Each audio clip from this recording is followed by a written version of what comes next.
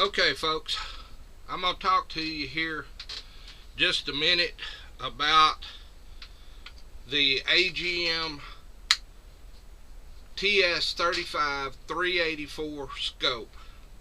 This is what they call the Rattler. I've got several of these, and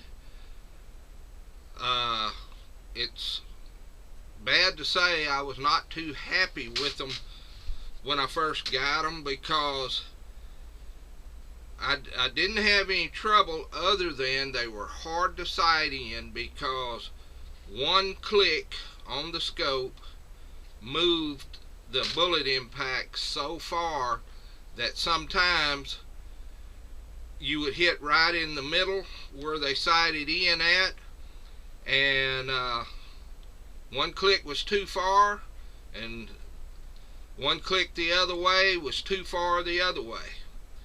Well, tonight, or today rather, was the first time that I've been able to take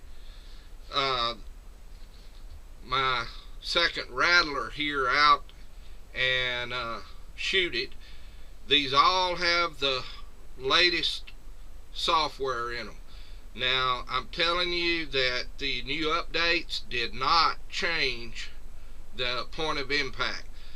My scope that I normally use to hog hunt is on a 6.5 Grendel, and it did not change the point of impact any. It was perfectly right on. But then, saying that, I had to unmount the scope and try to shim it a little to make it hit just right.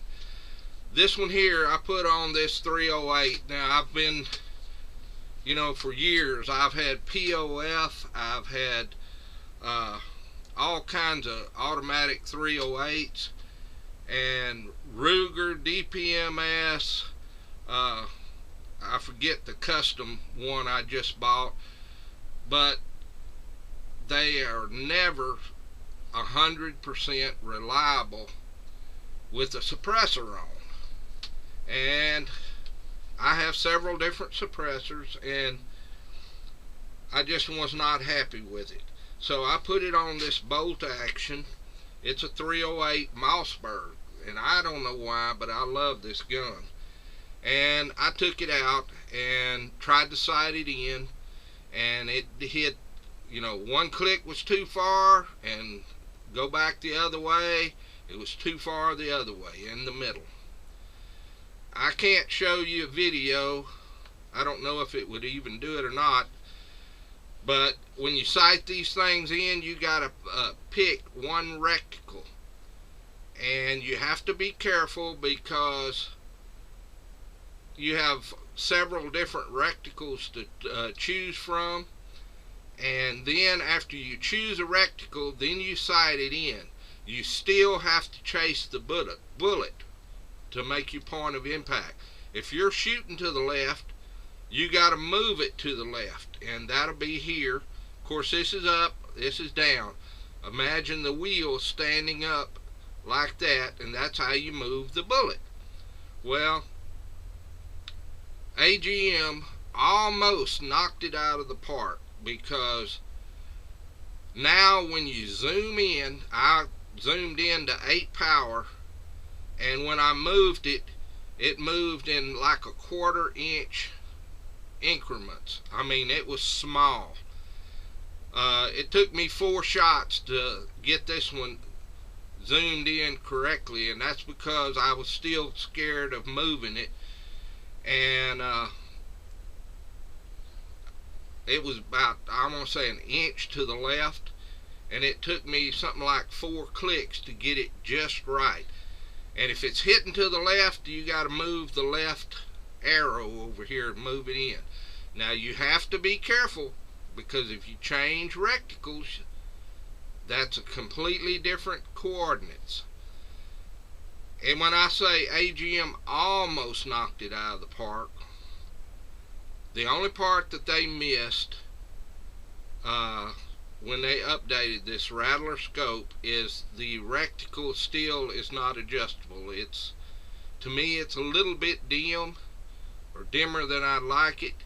But otherwise than that, these things will sight in now, and This one here, you can cover 3 shots with a dime at 100 yards. I mean, it just lays them in there.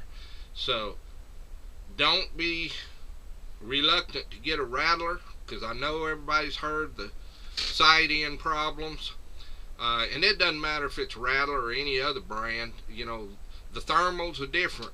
You have to chase the bullet. You don't, if you're shooting left, you don't try to move it to the right, because that just gets worse. If it's shooting left, you got to move it left. So anyhow, I just want to tell you about that, and little advice. But the TS-35 384 now, I'll put up against any of them, and I don't think I would have any trouble at all hitting hogs at at least 200 yards if I can find a sturdy enough rest, for sure, because it's right on. I'm using the bolt action now. The automatics just gave me too much trouble. I mean, they just don't play well with the suppressors. One good hit is worth 10 or 15 misses. So anyhow, thought I'd let you in on that. We really thank AGM for updating these scopes, because if they'd have put that brightness level on the reticle, I don't know how you could have got any better. But they fixed the problem. Everything works good. The update, and I want to caution you about that update. You have to be careful with that update, because if you have an older version, it cuts itself off and then comes back on twice. And I don't know what would happen if you didn't know that and turned your scope off or disconnected it from the computer. So remember, look for 2 reboots. But we thank AGM because they got it almost perfect. So thanks for watching.